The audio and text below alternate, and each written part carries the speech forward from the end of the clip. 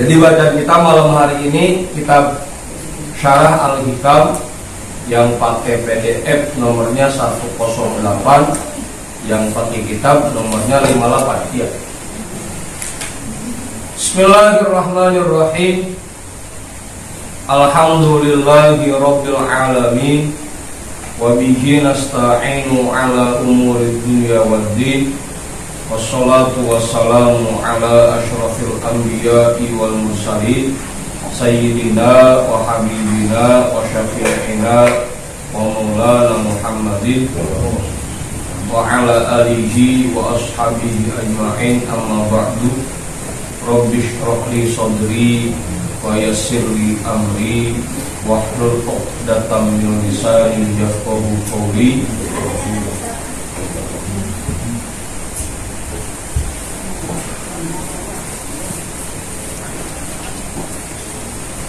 Qala al-imam al-muallif rahimahullahu ta'ala wa adama an-naf'a bihi wa bi 'ulumihi wa bikum fid dharain amin. Qila lahu fahadithun nabiyyi sallallahu alaihi wasallam hubbiba ilayya min dunyakum talatun fadakaron nisa'a faqala an-nabiyyu sallallahu alaihi wasallam maksum.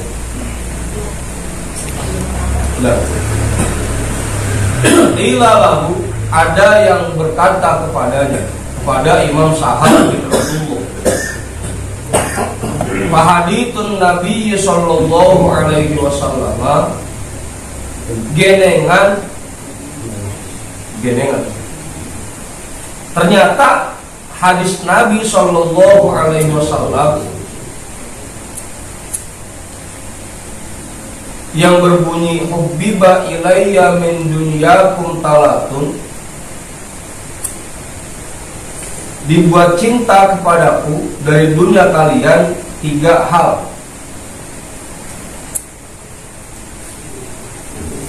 Fadzakaron nisa'a, kemudian Nabi menyebutkan perempuan.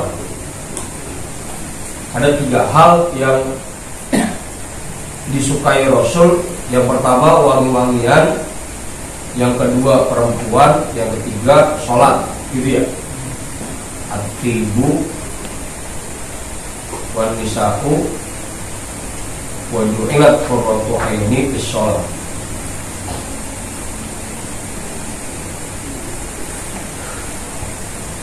Kalau memang perempuan itu sumber keburukan, kok dalam hadis itu Rasul nyebutin perempuan? Ada yang nanya begitu. Namun kan sebelumnya bahasa kita, orang yang ditundukkan oleh bininya maka jangan diarepin jadi orang sukses kan. Orang yang takut sama bininya jangan diarepin jadi orang sukses. Karena perempuan itu sumber keburukan.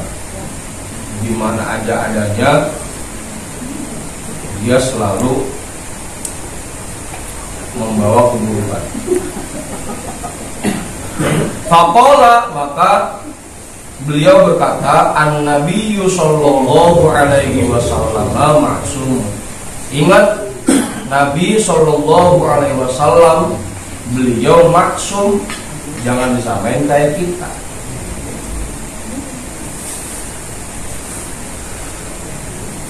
Apa begitu? Kalau Nabi mah setannya dia tunduk, apalagi timbang bini.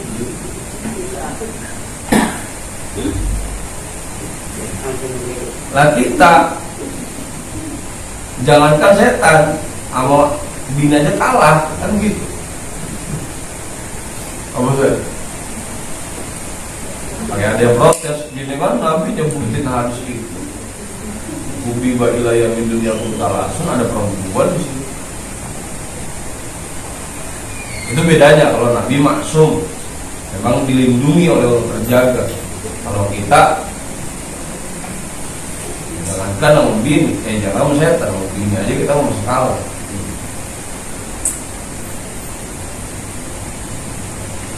Waqad balagakum ma kana fihi ma'ahunna hiya aduwatur rajuli zaliron wa batinan.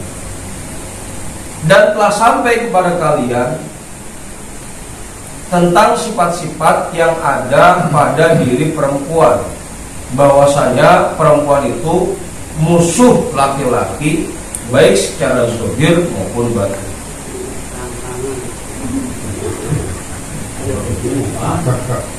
Apa ke? Musuhnya. Nah, apa tuh? Gelimat. Sudah terima. Hah? Kangen terima. Atau mau belum menjeregit. Musuhnya di mana, Ge?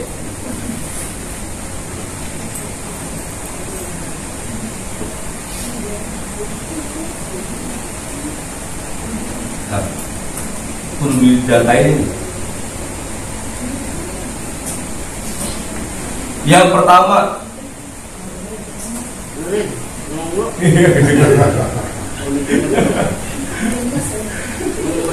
kita kalau pulang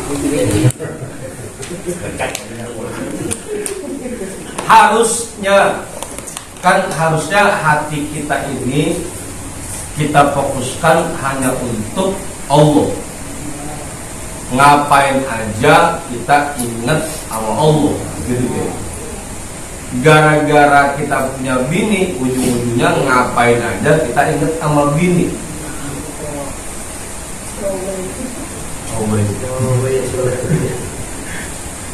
Harusnya ibadah kita ingat sama Allah. Ini gara-gara kita punya bini, sampai lagi ibadah ingatnya sama bini, gitu deh. Jadi musuh perempuan itu musuh laki-laki, karena dia yang mengalihkan kita dari Allah.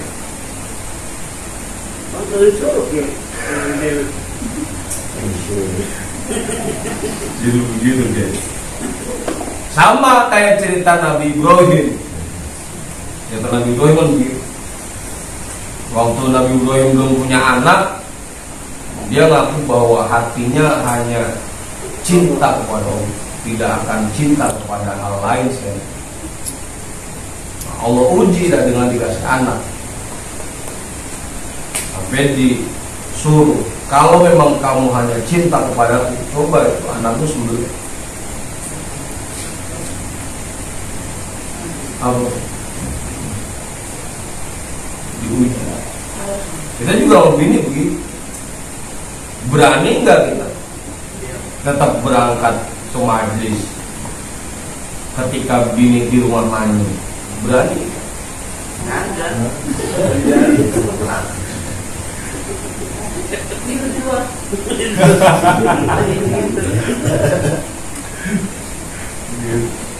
Makanya laki-laki, perempuan itu musuh laki-laki baik secara zahir maupun batin. Gitu. Artinya dia yang menghalangi kita untuk selalu ingat Allah dan selalu beribadah kepada Allah.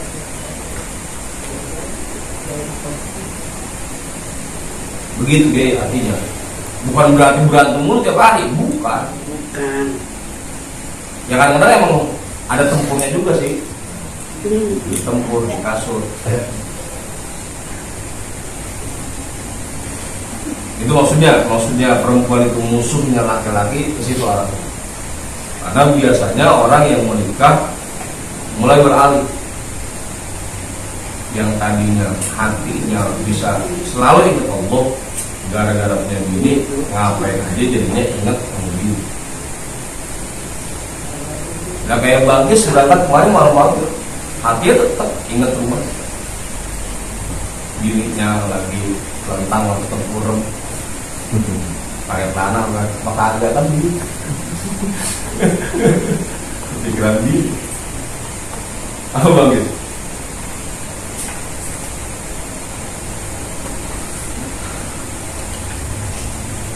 Begitu kayak jadi.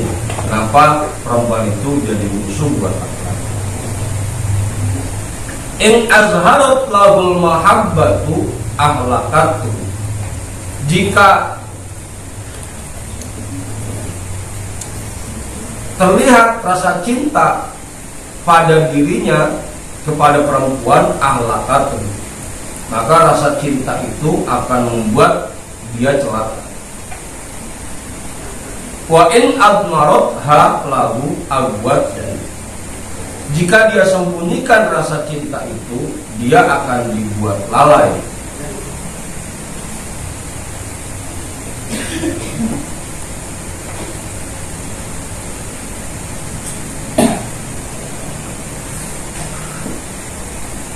Udah tuh. Udah sama tuh. Kayaknya biasa-biasa aja kok. Apa dia? Artinya kita sama istri ya biasa aja. Enggak ada. Enggak ada apanya. Enggak ada apanya gitu. Artinya enggak ada apa-apanya. Ngobrol aja. Nah iya buat kiai mah, ini buat yang lain yang masih pada diomelin sama bininya, kalau ngasih sedikit diomelin, masih kebanyakan bininya merunjak.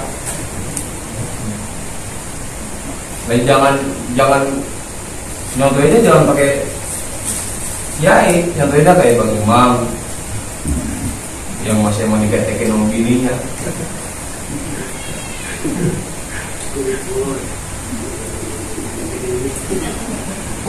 Udah luput nih.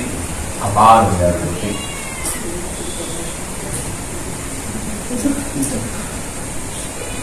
Gitu deh.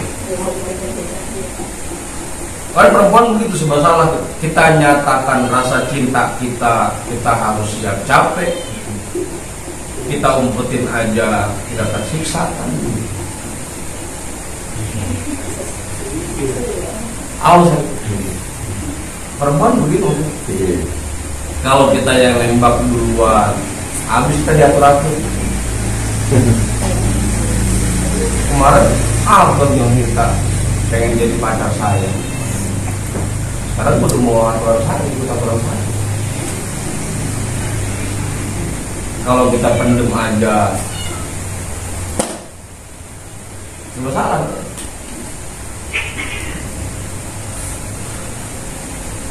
Begitu.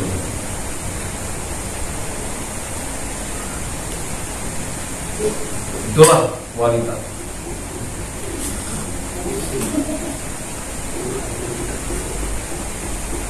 Habis tadi udah sama perempuan di belakang. Apa lagi? Awal iya artinya kan begini. Kenapa banyak orang-orang ulama-ulama dulu yang hati-hati dalam menikah, kalau bukan karena kebutuhan yang sangat mendesak mereka nggak mau menikah. Kenapa? Karena itu tadi, jangan sampai yang tadinya mereka bisa selalu ingat kepada Allah, gara-gara nikah jadi hatinya teralihkan. Gitu.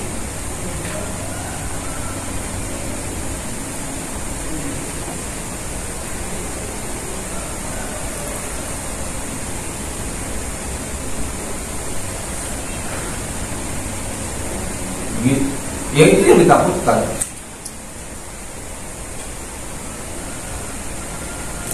Kalau kita bisa menentukan perempuan itu sih nggak jadi masalah. Masalahnya kalau kita yang sampai diatur sama diri kita, itu masalahnya.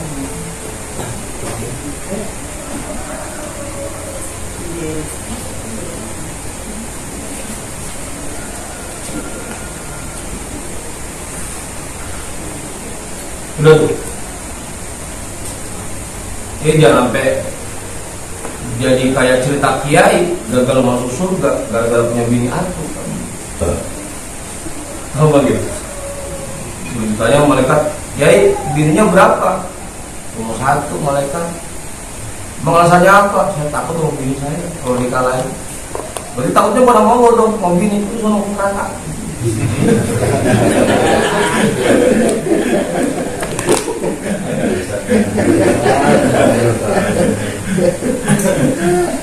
Apa itu? Takutnya bininya pada mau dong.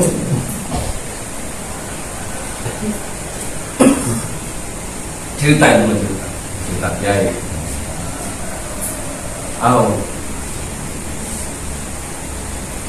Betul. Wa anna Allah azza wa jalla ja'alahunna fitnatan, dan bahwasanya Allah azza wa jalla menjadikan perempuan itu sebagai ujian.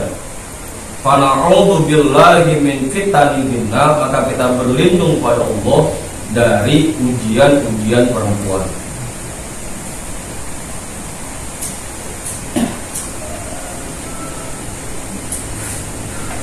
Dan banyak kisahnya orang-orang sukses yang jatuh, yang jadi hina gara-gara perempuan. Samson aja celakanya gara-gara perempuan. Bulu keteknya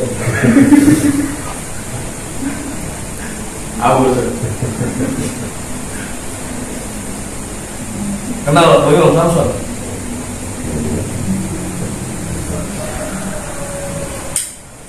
Kita berlindung pada Allah dari ujian-ujian perempuan.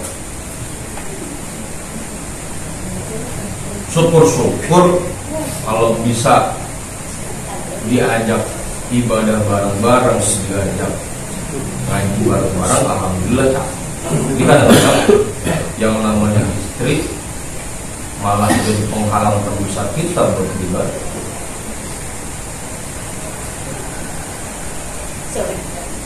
Apaan? Profesor di belakang. Katanya bapak beliau bukan jadi perempuan, dia bukan setan. Udah tuh, biasanya begitu. Bang Ipul nerima gajian 1 juta,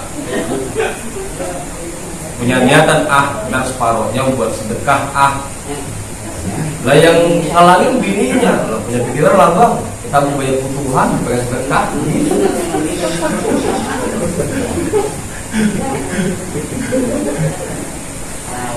Oh.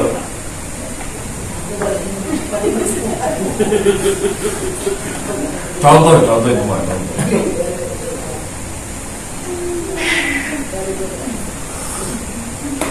Aduh, bisa. Itulah ujian-ujian perempuan. Intaha kalam Sahal radhiyallahu anhu.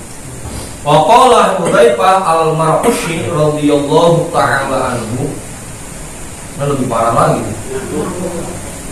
Kana yang bagi lirrajuli law khuyyira baina ayyudraba unquhu wa baina ayyatazawwaja imra'atan fil fitnati lakhtara durbal unuqi ala tazwiji imra'atin fil fitnati. Dan Imam Hudzaifah al-Marqushi radhiyallahu ta'ala anhu berkata, kalau seandainya seorang laki-laki disuruh milih, mendingan dipenggal lehernya atau dia menikahi perempuan yang menjadi fitnah untuknya, maka sebaiknya dia pilih dipenggal lehernya dibanding dia menikahi perempuan yang menjadi sumber ujian baginya. Apa itu? Apa gitu? Kalau gitu nggak laki habis sih. Kompor pada nganggur.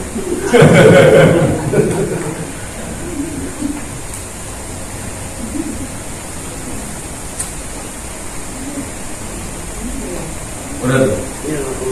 Apa gitu? Ini makan ibarat. Ibarat kata. Ya kalau disuruh milih, mendingan dipenggal apa mendingan nikahin perempuan tapi perempuannya romannya susah diatur, mendingan mana? Mendingan dipenggal.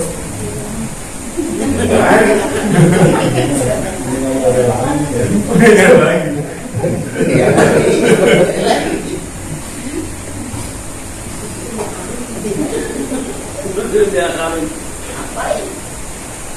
Udah tuh. Lakhtaro dorbal unuqi ala tazwiji imroatin fil fitnah.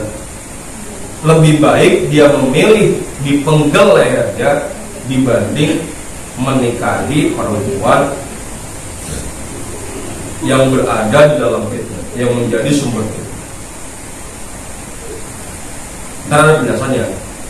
Wa innama qala dzalika lima yu'awwalu ilaihi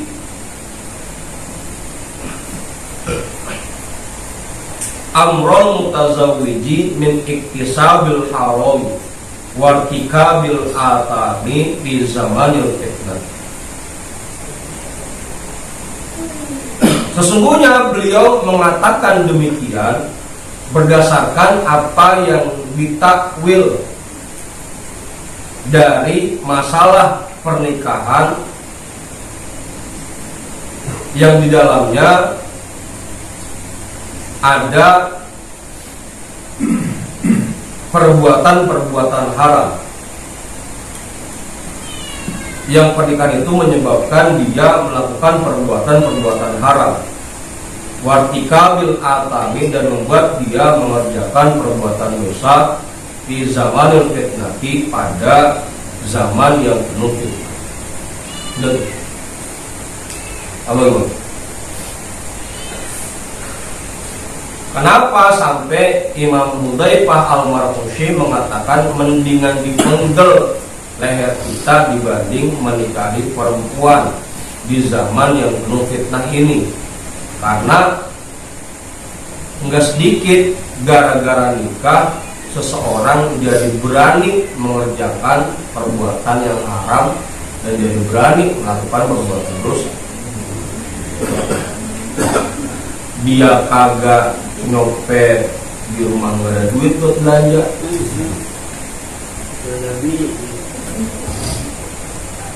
Kalau dia pulang bawa duit dikit, bininya manyun.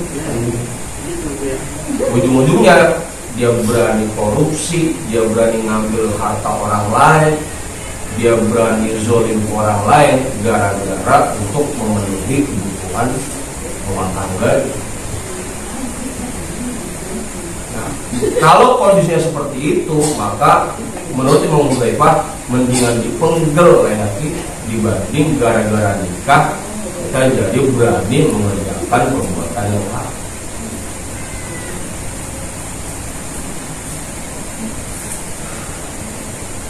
Oh bagus. Oh, Ini memang nggak ada. iya nggak ada, kayak lagi ngaji. Nggak ada. Ntar di rumah coba. Pengalaman itu. Pengalaman. Pengalaman.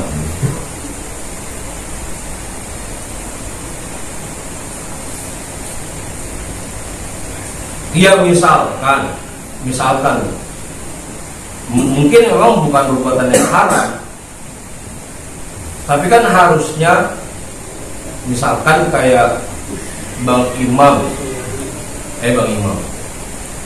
Bang Sidik misalkan, dia ngajar, harusnya ngajar itu dia bisa niatkan dengan ikhlas. Gara-gara punya bini di rumah, ngajarnya jadi gak ikhlas, jadi ngarepin lumayan terbuat belanja bini di rumah.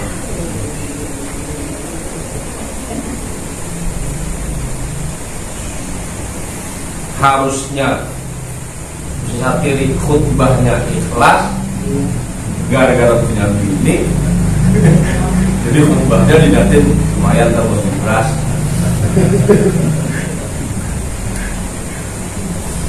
Iya sih, nggak sampai mengerjakan perbuatan yang haram, tapi harusnya hal-hal yang bisa beribadah gara-gara kita punya bini jadi nggak ada nilai loh.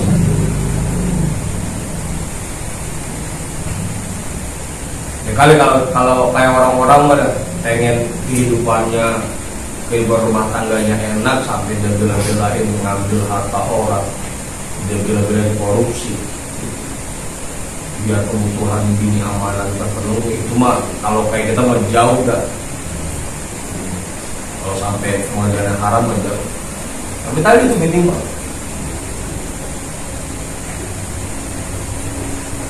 Apa bang?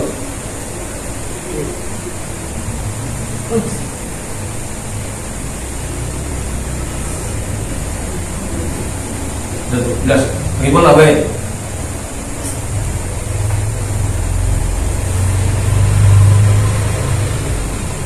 Wa darbul unuqi ahsanu halan wa ahmadu aqibatan min at-ta'arrudi lirtikabi syai'in min ma'asillahi azza wa jalla.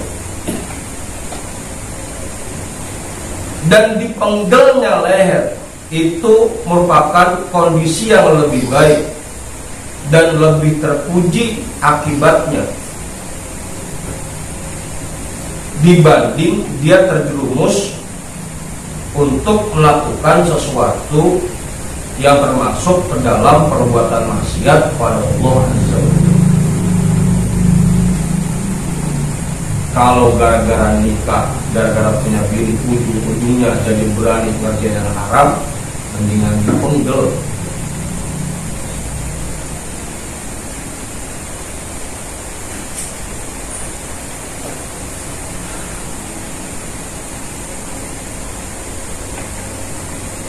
Meskipun dalam keterangan lain nanti ada juga nikah itu kan setengah iman saja, menyempurnakan keislaman kita. Orang yang belum nikah itu Islamnya masih separuh, belum full. Itu anjuran buat nikah ada. Tapi kalau setelah nikah ujung-ujungnya jadi berani ngerjain hal-hal yang haram atau hal-hal yang maksiat, berarti Hudzaifah mendingan dipenggal kalau begitu dibanding harus nikah.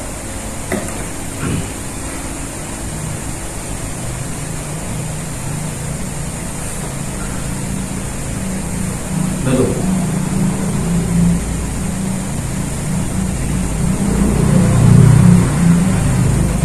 Khusus materi kan ada cukup.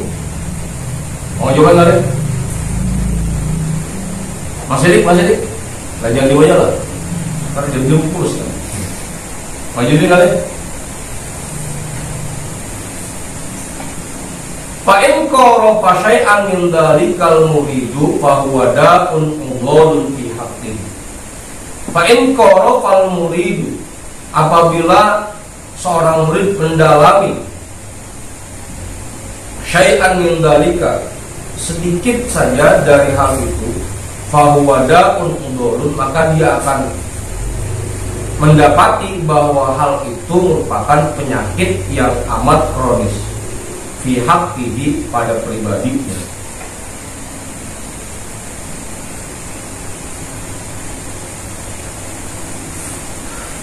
Kamu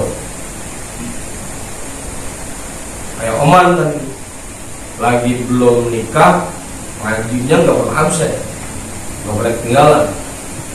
Pas udah nikah mulai dan ngajinya absen, mulai jarang datang. Itu kalau dia mau selami, kalau dia mau pahami, itu penyakit yang sangat kronis. Karena pernikahannya membuat dia meninggalkan perbuatan yang tadinya wajib, perbuatan yang tadinya diperintah oleh Allah. Gara-gara nikah. Kamu sedih.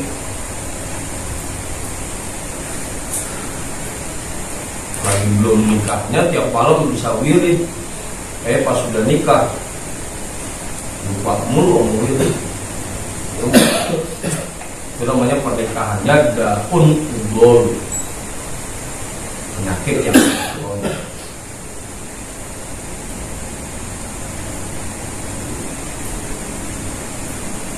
Faqad qalu zallatun ba'dal iradati akbahu min sab'ina zallatin qoblal iradah. Para ulama berkata, satu kesalahan setelah menjadi murid lebih buruk daripada 70 kesalahan sebelum menjadi murid.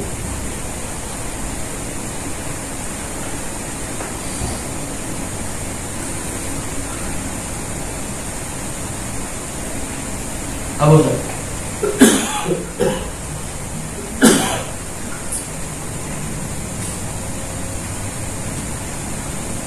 Wa fil mitli man urifa bil khiyanati la yu'tamadu alaihi fil amanati. Dan yang senada dengannya yaitu ucapan orang yang dikenal sebagai orang yang khianat, la yu'tamadu alaihi fil amanati, tidak akan diserahkan untuk mengemban amanah.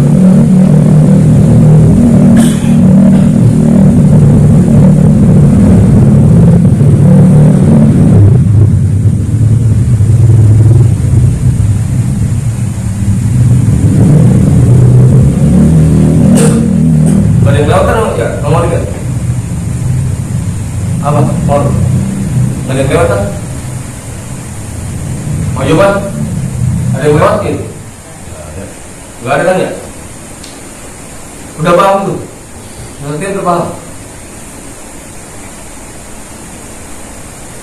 Dia jangan sampai lagi sebelum nikahnya kita udah bisa berjalan menuju Allah dengan baik, begitu udah nikah malah mundur lagi.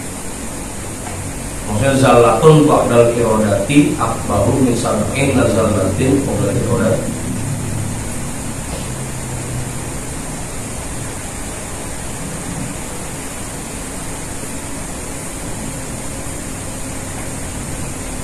Memang kebanyakan begitu sih. Begitu punya bini mulai yang tadi bisa fokus ibadah jadi kebalik.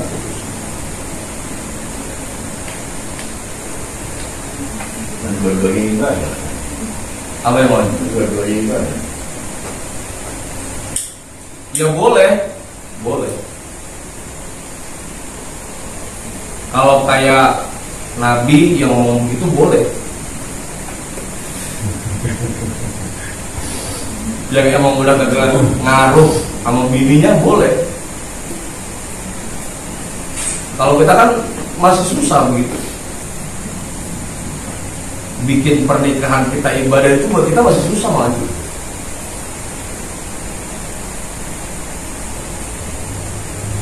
Apa contohnya? Oh.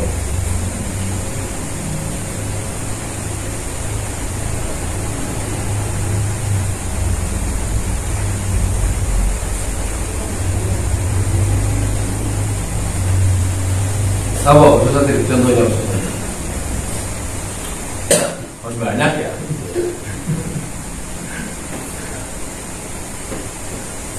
Iya, memang kan tadi saya bilang nikah itu kan menyempurnakan Islam kita. Itu kalau misalkan kita tidak terpengaruh oleh diri kita. Kalau kayak model kita yang cuma gara-gara bini kagak ngasih kita berangkat jadi urung berangkatnya, itu belum bisa nikah itu jadi ibadah. Ya, jangan banget dulu bang, saya sempetin di rumah, iya kan? Kalau itu berangkat malah fitnah jadi.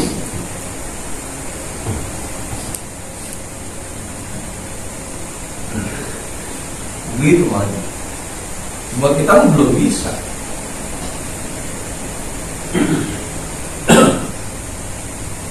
Menjadikan nikah itu jadi ibadah belum bisa.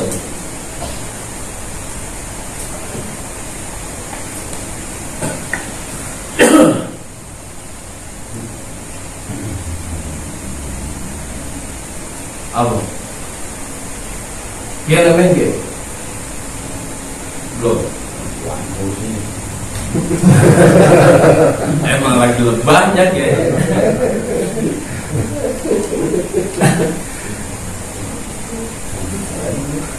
Aman dong.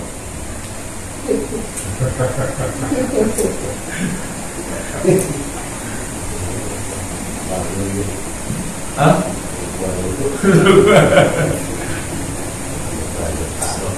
Apaan?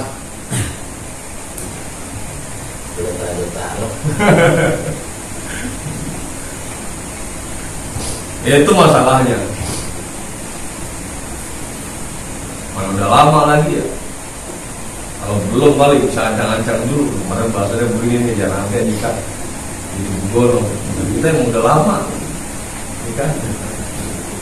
Apalagi udah kayak Mas Haid, udah biasa diatur bini ya.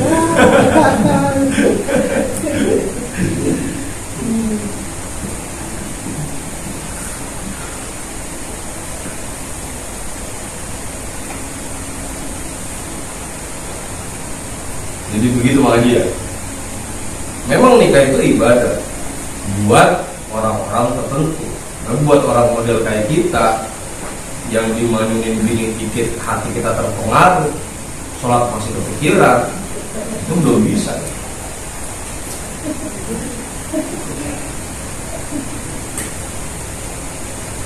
Oh.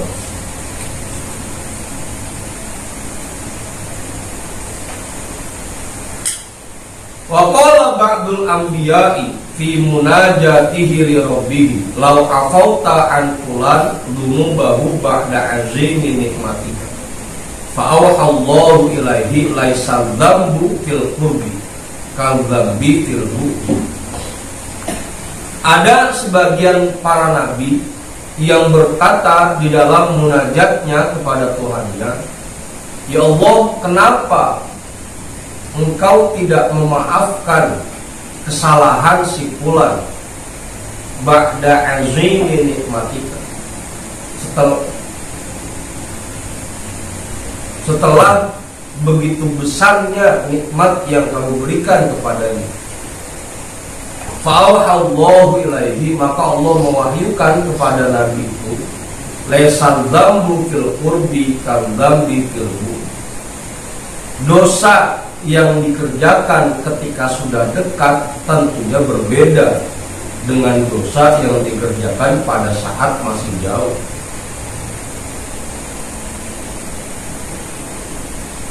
Gitu. Masih jauh itu gimana? Masih jauh. Jauh dari Allah gitu.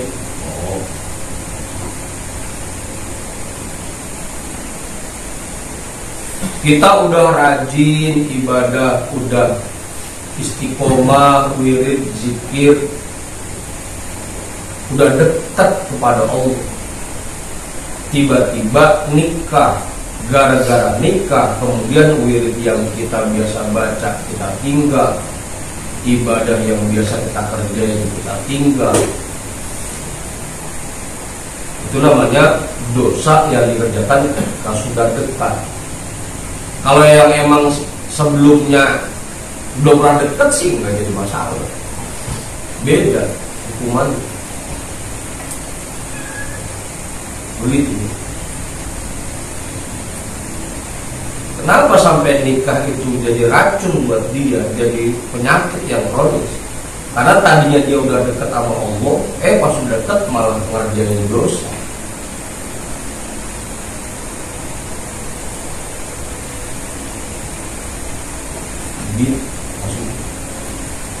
Dosa yang dikerjakan pada saat kita dekat dengan Allah berbeda dengan dosa yang dikerjakan ketika kita masih jauh.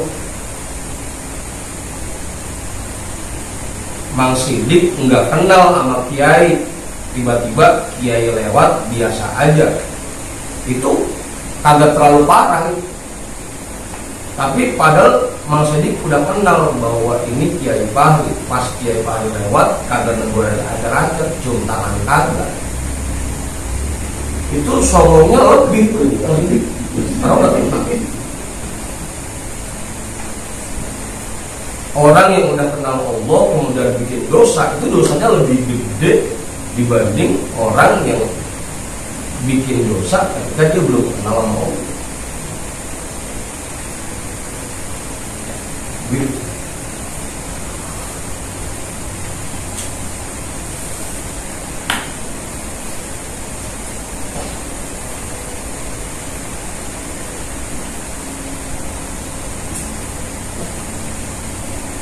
Awal.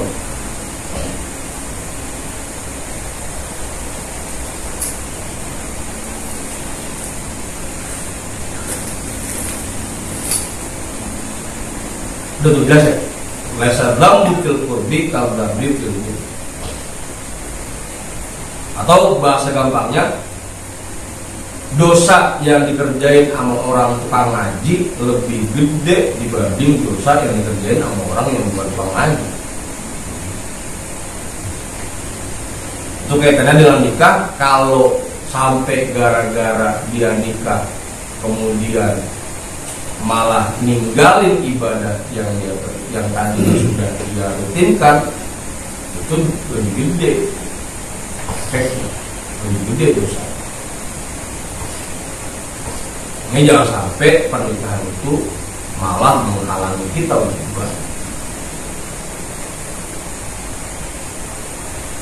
Wasu'ila ba'duhum hal yajidul ashi halawatat ta'ati faqala la wala man hamma bil maksiyah. Dan ada ulama yang ditanya, apakah orang yang mengerjakan maksiat itu merasakan rasa manisnya perbuatan taat? Faqala, maka ulama itu menjawab, la, enggak bakal. Wala man hamma bil maksiati, begitu juga orang yang punya keinginan untuk mengerjakan maksiat. Orang yang punya kepengenan mengerjakan maksiat meskipun belum dikerjakan, tetap orang itu tidak akan bisa merasakan nikmatnya perbuatan. Nikmatnya perbuatan. Betul.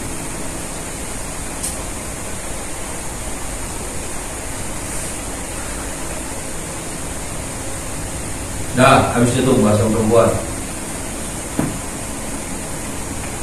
Lagi ya, udah habis deh bahasa perempuan. Terus ini nih.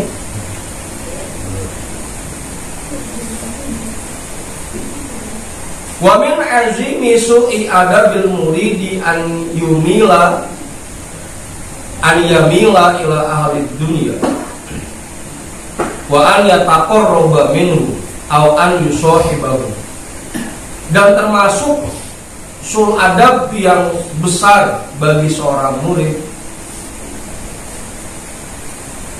termasuk sul adab yang terbesar bagi seorang murid, an yamila ila ahli dunya, bahwa dia senang kepada orang-orang ahli dunia, wa an yataqarraba minhum, dan bahwa dia dekat dengan mereka, au an yusharibahum, atau bahkan bersahabat dengan mereka.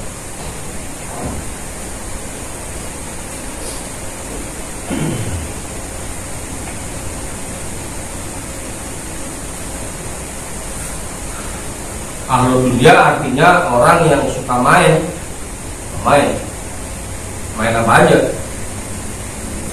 Pokoknya perbuatannya banyakkan waktu yang kosongnya, yang sia-sia.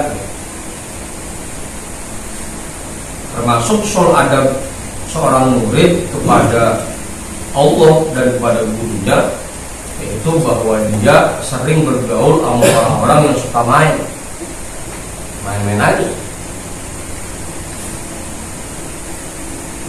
Apa nih?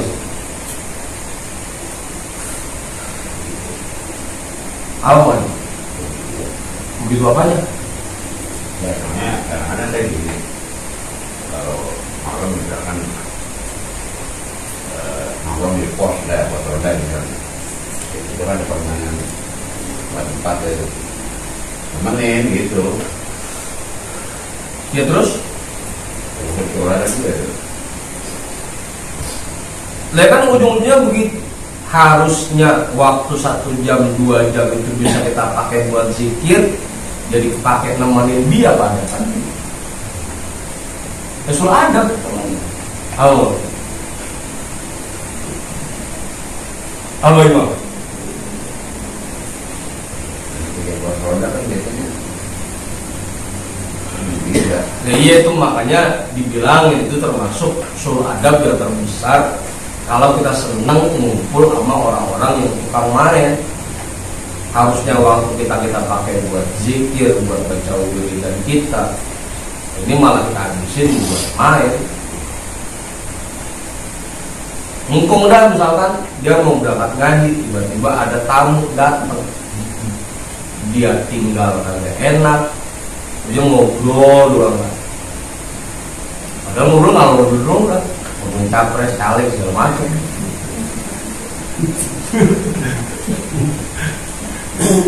Ya kan akhirnya ujung-ujungnya harusnya dia dapat pahala yang besar dengan datang ke majelis. Ini kan jadi dapat hak gitu. Kagak ada nilai. Bukan termasuk menghormati tamu juga, termasuk kewajiban. Tamunya tuh punya pikiran mau ngaji. Mau jadi ngaji pakai datang. Apa tuh?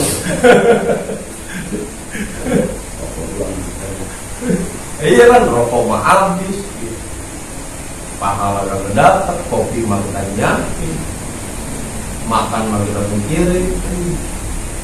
Harusnya kita jadi orang haji malah hilang, malah nggak dapat pahala haji kita. Gara-gara ada orang datang ke rumah. Gitu.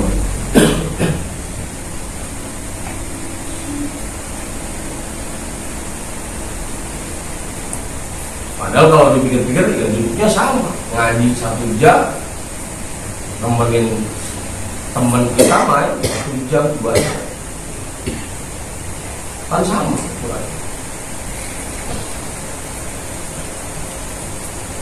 Nah itu dianggap soal adab yang terbesar dari seorang umum, bahwa dia senang kumpul sama teman.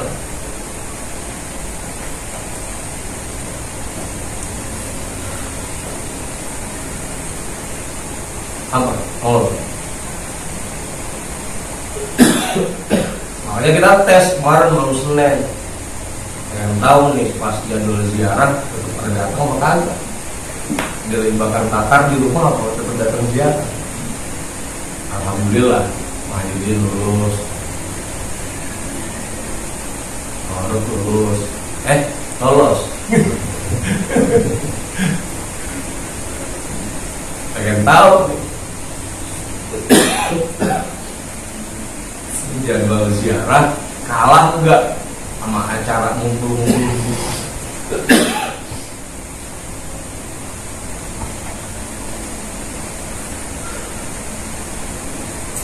Ya padahal orang pikir-pikir ngumpul-ngumpul juga apa sih yang dulu cuma sekarang. Kalau kan ngomongin orang, dia paling rendah aja kita ngomongin capres, caleg, 2024 milih siapa, paling cuma itu doang udah. Yang dulu waktu mah habis, rokok mah Allah. Tapi nggak ada nilai yang kita dapat, kan begitu. Apa gitu? Anggap sebutan. Hah? Kalau bareng-bareng kan? Oh nggak nasib. Mendingan lu. Dan mendingan. Nggak nasib. Padahal coba kalau kita pikir 1 jam yang kita pakai itu buat ngobrol yang nggak karu-karuan, kita pakai buat zikir udah repot. Jangan yang bikinnya mati.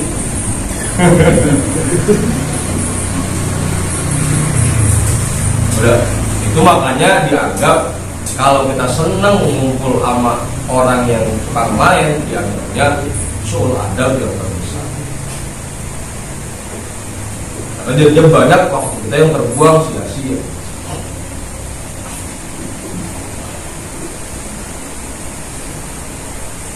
Mereka kalau lagi ngumpul di majlis begini aja, yang ngobrol apa sih paling?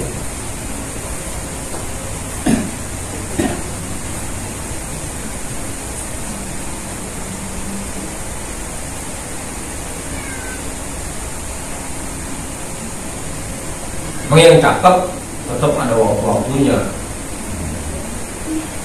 Ya saya kan habis ngaji tetap ngobrol, ntar pas udah waktunya wirid ya udah mulai wirid.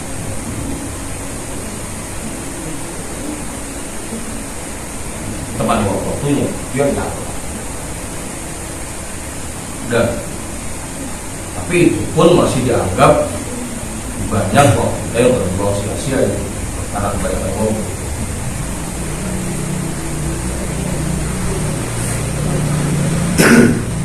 Waqala al-Imam Abul Qasim Al-Qushairi juz 1 dulu dah.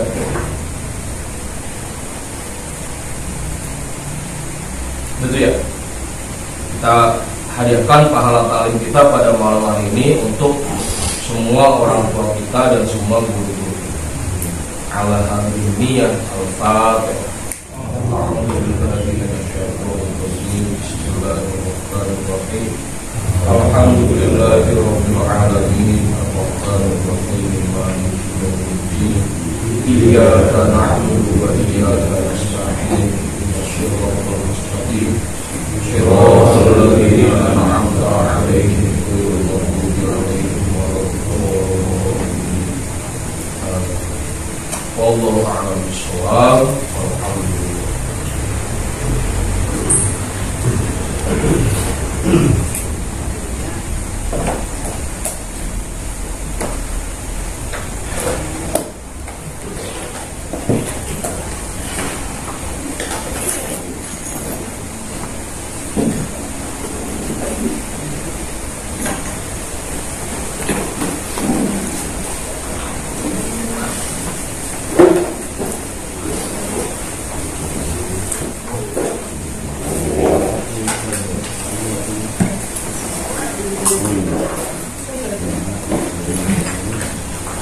Mau kan, kalau pada pulang pada marah kali.